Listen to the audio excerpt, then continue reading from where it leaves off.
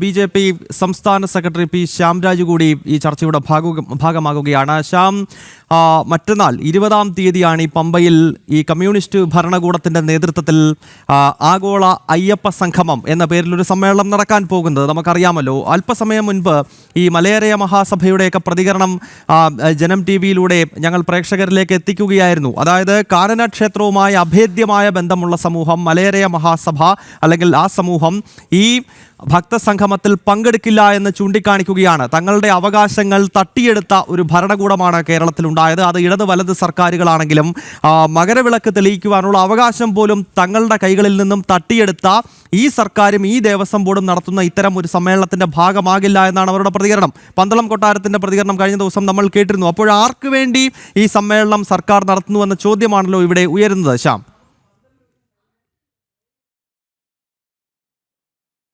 പ്രധാനപ്പെട്ട ആളുകളുമായി സംസാരിച്ചിരുന്നു. ഉചിതമായിട്ടുള്ള തീരുമാനം തന്നെയാണ്. അതിൽ പങ്കെടുക്കാനേ പാടില്ലാത്ത.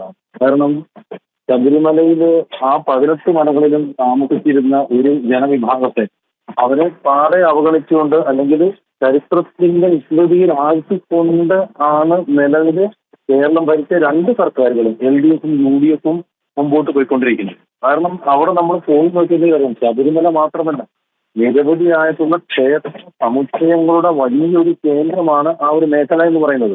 നമ്മുടെ കാനനപാതയിലൂടെ കടന്നു പോയിട്ടുണ്ടെങ്കിൽ കാളകെട്ടി മുതൽ ഇഞ്ചപ്പാറക്കോട്ട, കരപ്പാറക്കോട്ട, അഴുത തുടങ്ങിയ ആ പ്രദേശത്തിൽ മുഴുവൻ മലയരയരും മറ്റു ഗോത്രവർഗ വിഭാഗങ്ങളും താമസിക്കുകയും ആരാധിക്കുകയും ചെയ്തിരുന്ന ഇടങ്ങളാണ്.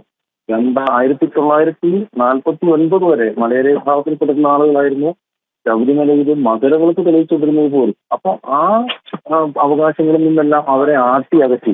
എനിക്ക് തോന്നുന്നൊരു 10 വർഷം മുമ്പാണ് ഈ ദേവപ്രശ്നം വെച്ച സമയത്ത് അവിടെ തദ്ദേശീയരായിട്ടുള്ള അല്ലെങ്കിൽ അയ്യപ്പനെ സേവിച്ചിരുന്ന മലയോര വിഭാഗങ്ങളെ നേരായ രീതിയിൽ പരിഗണിക്കുന്നില്ല എന്ന് ദേവപ്രശ്നത്തിന് തെളിയുന്നുണ്ടായി.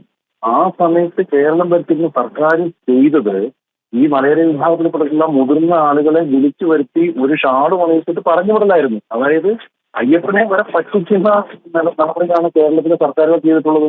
അപ്പൊ ഇത് പിന്നെ ഇതിനകത്ത് ഒരു കാര്യം എനിക്ക് സൂചിപ്പിക്കാൻ പറ്റില്ല, അധിക കാലമൊന്നും ഒരു സത്യത്തെയും മൂടി വയ്ക്കാൻ വേണ്ടി പറ്റില്ല. കേൾക്കുന്നുണ്ടല്ലോ അല്ലെ? ഞാൻ യാത്രയിലാണ്. കേൾക്കുന്നുണ്ട് ശ്യാം, തുടർന്നോളൂ. അധിക കാലമൊന്നും സത്യത്തെയും യാഥാർത്ഥ്യത്തെയും മൂടി വെക്കാൻ വേണ്ടിയിട്ട് പറ്റില്ല.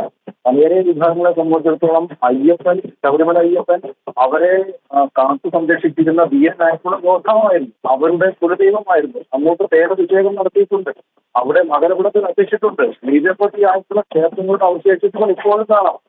അപ്പോൾ അങ്ങനെ ഉള്ളൊരു വിഭാഗത്തെ അവിടെ നിന്ന് ആട്ടി അകറ്റി അവിടെ നിന്ന് അവകാശം പിടിച്ചെടുത്ത കേരളത്തിലെ കോൺഗ്രസ് അതോടൊപ്പം കമ്മ്യൂണിസ്റ്റ് പാർട്ടിയുടെയും ഈ നടപടികൾക്ക് അവർ സർക്കാർ സുഹൃത്തുക്കളായിട്ടുള്ള സംഗമത്തിൽ പങ്കെടുക്കാതിരിക്കൽ തന്നെയാണ് ഉചിതം. ഇതുമായിട്ട് ബന്ധപ്പെട്ട് BJPക്ക് പറയാൻ പറ്റുന്നത് പൂർണ്ണമായിട്ടും അതേ സമൂഹത്തിന്റെയും മറ്റ് ഉൾനാട പൊതുവായി സമൂഹത്തിന്റെയും അവരുടെ അവകാശം സംരക്ഷിക്കുന്നതിന് പൂർണ്ണ എന്ന് തന്നെയാണ് പറയാൻ പറ്റുള്ളത്.